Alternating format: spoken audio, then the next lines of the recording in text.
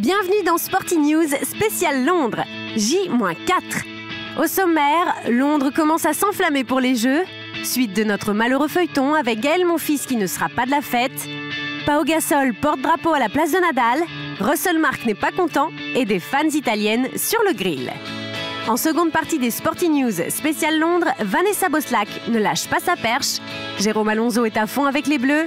Et Girostar avec Olivier Giraud sur son skate électrique qui nous présente Gevry Zeman, une judokate à suivre de près.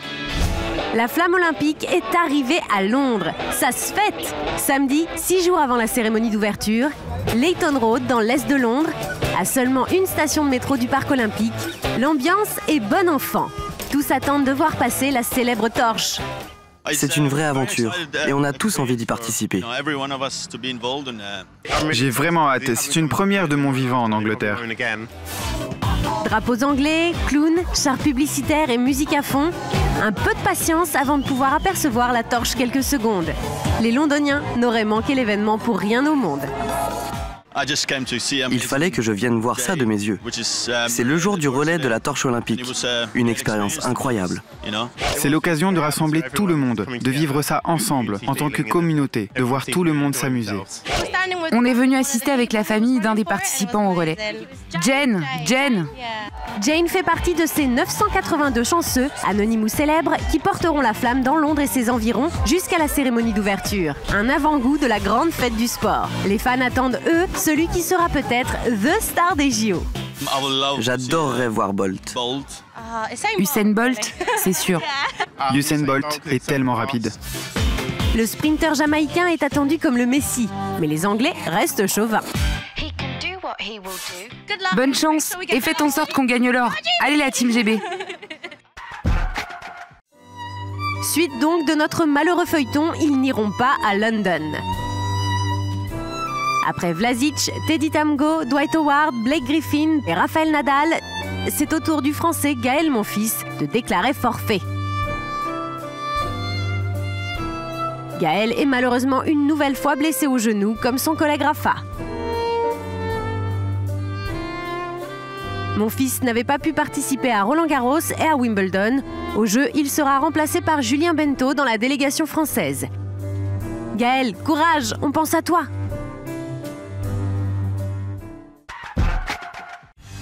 Dans la série Le malheur des uns fait le bonheur des autres, le basketteur Pau Gasol a été désigné par le comité olympique espagnol comme porte-drapeau en lieu et place de Rafael Nadal, qui a dû déclarer forfait à cause d'une blessure au genou. Pau Gasol, joueur aux Lakers, est revenu avec la médaille d'argent de Pékin en 2008. Pendant les Jeux, ce sera intéressant de voir l'Espagne et les États-Unis s'affronter et d'observer le face-à-face Kobe Bryant-Pau Gasol, les deux jouant ensemble aux Lakers de Los Angeles. Avant l'affrontement olympique, Pau Gasol a envoyé des fleurs à son collègue Kobe sur son compte Twitter. Merci Kobe, c'est un plaisir d'être à tes côtés match après match. De son côté, Rafa, très affecté par son forfait, a remercié ses millions de fans ce week-end. Ces derniers jours ont été très durs. Merci à vous tous pour vos messages de soutien. Nous, en tout cas, on est super tristes pour lui. Les Jeux Olympiques commencent plutôt mal pour le tireur australien Russell Mark. À peine arrivé, déjà contrarié. Russell ne pourra pas dormir avec sa femme Laureen, elle aussi membre de l'équipe australienne de tir. Faire chambre à part pendant près de 3 semaines n'enchante guère l'Australien. C'est le moins qu'on puisse dire. Russell Mark a piqué une grosse colère, surtout que selon lui, la décision de la fédération est une sanction. Sa femme Laureen est apparue en une du magazine masculin un peu chaud Zoo. La championne y pose en bikini aux couleurs de l'Australie avec son fusil. Une photo qui n'a pas plu aux officiels australiens. Résultat, pas de petit câlin pour Russell et Laureen avant d'aller dormir pendant les Jeux. Espérons que ce changement ne les empêche pas de ramener une médaille. 8 tonnes, c'est le poids en or, en argent et en bronze qu'il a fallu utiliser pour fabriquer les médailles des prochains JO. Un record faisant de ces récompenses les trophées les plus chers de l'histoire des Jeux d'été. Ils seront 4700 chanceux à repartir avec ce bijou autour du cou. Heureusement que ces décorations sont remises à des champions au cou musclé, parce que le poids de ces pendentifs un peu bling-bling est passé de 200 grammes à un demi-kilo.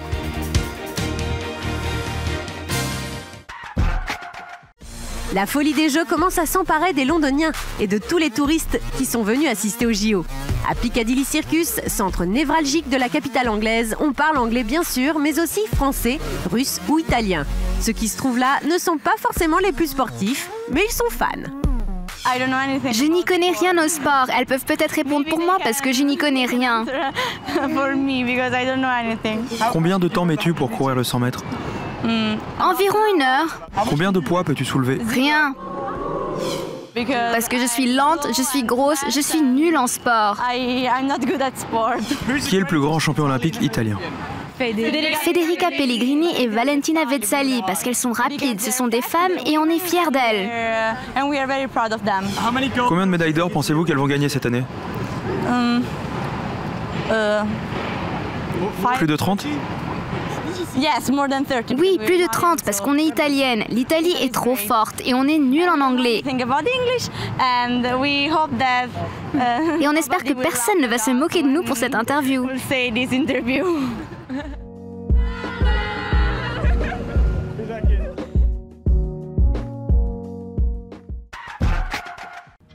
Regard fixé vers l'horizon, perche à la main, Vanessa Boslack est prête à s'élancer. L'impulsion doit être décisive, le premier pas déterminé. Comme tout athlète, cette perchiste de 30 ans sait que le mental peut donner des ailes, surtout à l'approche d'une grande compétition comme les Jeux Olympiques de Londres. Je me suis rendu compte cet hiver que tout était possible finalement. Tu te retrouves dans un bon jour, tu te fais plaisir, tu arrives à faire tout au premier essai et clac, voilà, ça se passe bien. Et moi, ça sera mes 3e et je suis vraiment contente de me dire que j'en aurai 3 au compteur en fait. Participer pour la 3e fois aux Jeux Olympiques. Vanessa Boslack en parle le sourire aux lèvres. Fière d'avoir su revenir malgré une blessure qui l'a immobilisée 3 ans. Je suis dans un autre état d'esprit parce que je pense que je prends beaucoup plus de plaisir maintenant, que ce soit faire l'entraînement en compétition. Voilà, j'ai pris conscience finalement d'avoir un corps valide et de pouvoir faire ce que j'aime. Donc voilà, l'objectif c'est de m'éclater dans ma discipline, de me faire plaisir et je pense qu'après la performance elle suit quand t'es bien dans ta tête. Et pour décompresser, Vanessa Boslack pratique de nombreuses activités. Cette championne aime les sensations fortes, la vitesse. J'aime l'escalade, la plongée, c'est vrai que quand j'ai l'occasion, si je peux aller plonger, j'aime bien. Tout ce qui est activité aquatique en fait, c'est vraiment un domaine qui me plaît beaucoup. Puis après moi j'aime bien tout ce qui est soirée entre amis, la moto, enfin voilà, j'aime bien les bonnes sensations aussi. Et c'est sans doute cet amour des sensations fortes qui a poussé Vanessa Boslack à se mettre à la perche. On m'a fait essayer parce que moi j'étais plus épreuve combinée à la base et ça a été comme une évidence finalement parce que je trouvais ça ludique. Et je crois que c'est dans un sport, tu trouves le petit truc, la petite étincelle qui te fasse rester et moi ça me plaisait bien parce qu'il n'y avait pas trop de courses. Il y avait 30 mètres d'élan, 30-35 mètres, ça dépend des gens, 40 mètres même plus pour certains. Et une fois que tu as quitté le sol, c'est de l'acrobatie, c'est de la gym. Donc il y a ce côté-là aussi où voilà, y a une course, impulsion, et puis après c'est de l'acrobatie. Chez les Boslack, le sport c'est une histoire de famille. Qu'il s'agisse du père, de la mère ou des frères, ils ont tous cette passion en commun. Mon père faisait du judo et ma mère faisait du foot. Donc et mes frangins, ils ont fait de la natation et du karaté. Voilà. Il y en a un qui faisait les championnats de France en natation. Il y en a un qui était prof de karaté. Mais après, moi, j'ai eu la chance de tomber sur le bon sport aussi qui m'a permis de m'épanouir. Et après, je pense que c'est une question de chance aussi, te diriger vers ce que tu aimes et c'est là où tu es performant aussi. Et en parlant de performance, Vanessa Boslack est arrivée seconde au championnat du monde cet hiver à Istanbul, en sautant 4,70 m. Ce résultat, la perchiste compte bien l'égaler à Londres. L'objectif, c'est déjà d'accéder à la finale et puis arriver à te libérer, à donner ce que tu es capable, tu vois, le meilleur possible le jour J finalement. Parce que voilà, il y a une pression qui s'installe et il faut arriver à te libérer et être le plus performant possible le jour J. Si Vanessa Boslack arrive à se libérer le jour J, elle pourrait bien atteindre de nouveaux records. petit message de soutien à tous mes amis athlètes qui vont aller défendre nos couleurs au JO de Londres. Les gars, les filles, voilà, on est tous avec vous. On est impatients que ça commence, on a hâte d'y être. En tout cas, moi, je serai là pour vous soutenir aussi. Et puis voilà, sport individuel, sport co, déchirez tout, défoncez tout. C'est nous les meilleurs. On vous embrasse très très fort. Les JO, c'est une expérience unique dans une vie, donc profitez-en à fond. Et puis nous, on vous embrasse très très fort. On pense évidemment à vous chaque jour. Et puis, plein de bonnes choses à vous. On vous aime. Ciao. Dans Sporty News spécial Londres, voici la séquence Souvenir avec Malia Metella, vice-championne olympique du 50 mètres en 2004. Un super souvenir, c'était ma médaille. Ça reste forcément mon meilleur souvenir où on se rend compte quand je touche le mur et je me retourne et je regarde le tableau et là je vois le numéro 2 à côté de mon nom, à côté de mon couloir et en fait j'enlève mes lunettes et je regarde bien le tableau en me disant mais est-ce que c'est vraiment ça? Je suis vraiment deuxième, je vais monter sur le podium olympique pour mes premiers jeux et là c'est fabuleux, on se rend compte qu'on a réalisé son rêve quoi. En monde on va monter sur un podium et après, on le réalise vraiment, c'est une fois qu'on est vraiment sur le podium, qu'on a la médaille autour du cou, et là, c'est fantastique. On a envie de pleurer, on a vraiment envie de pleurer. Des fois, assez souvent, même si on n'est pas champion olympique, on est au bord des larmes. Vous connaissez cet homme? C'est Olivier Giraud, champion d'Europe, champion du monde et champion olympique de hand. Et capitaine, rien que ça.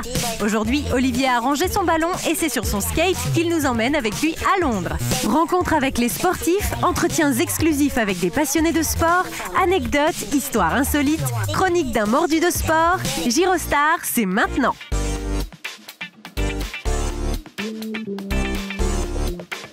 Bienvenue à tous. Nous allons rencontrer une sociétaire du club de Levallois Judo en moins de 63 kg, Gévry Zeman.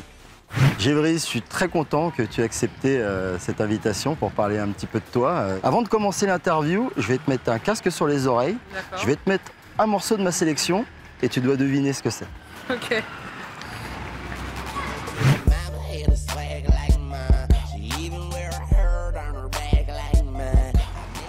Ah, Lollipop. De comment il s'appelle, avec ses dents là. Lil Wayne. De Lil Wayne, voilà. Je sais que tu es en pleine préparation actuellement. C'est la préparation un peu finale, hein, c'est la dernière ligne droite. En ce qui me concerne, il y a aussi le régime qui rentre en compte. Donc depuis, ça fait maintenant 10 jours que je me suis mise à la diète, n'est-ce pas? Ah, dur. Pour arriver à 63 kg le 31 juillet. Quels sont tes objectifs? Bien évidemment, mon objectif, c'est de remporter cette médaille d'or, d'aller la chercher. Et après, on avisera selon ce qui va se passer sur cette fameuse journée du 31. Tu as raté tes premiers Jeux Olympiques. À Pékin. Qu'est-ce que tu vas gommer ou... Tout. Tout et tu recommences à zéro. On recommence à zéro. D'accord. On recommence à zéro et en tout cas, je vais tout faire pour aller jusqu'au bout, en fait. C'était ça. J'avais des regrets sur mes premiers jeux parce que j'ai peut-être l'impression de ne pas avoir tout donné. Là, je vais tout donner et on fera les comptes à la fin. Toi, le jour J, c'est quoi ton truc, tes petits rituels avant de rentrer? Après, je ne sais pas si on peut parler de rituels, mais je suis déjà dans ma bulle. Et la première chose à laquelle je pense, c'est être vraiment au poids sur la balance. C'est vraiment quelque chose de très récurrent. Et ensuite, voilà, j'essaie de me mettre un petit peu dans l'ambiance de la compétition. Je me parle beaucoup, je suis quelqu'un qui, voilà, je me parle beaucoup, je me répète beaucoup de choses. Et après, effectivement, des fois, je peux écouter de la musique, mais il y a des compétitions où j'en ai marre d'avoir le casque sur les oreilles et où je préfère discuter avec les gens, être tranquille et avoir des compétitions où je suis un peu plus fermée parce que je suis peut-être un peu plus stressée. Si tu n'avais pas fait de judo, quel sport aurais-tu pratiqué? Je pense que je me serais peut-être mise à la danse. Alors, c'est peut-être pas forcément un sport, mais plutôt une activité. Je me serais peut-être mise à la danse et sinon, j'aurais fait, je sais pas moi, de l'athlé, mais comme je cours pas très vite. Ah, bah, t'aurais peut-être couru vite, hein, finalement. On sait pas. On a commencé avec de la musique, hein. T'as trouvé assez facilement Lollipop. Quel son, toi, tu vas écouter pendant ces jeux? Ah, pour bien me booster, je vais écouter Flavor d'Achao.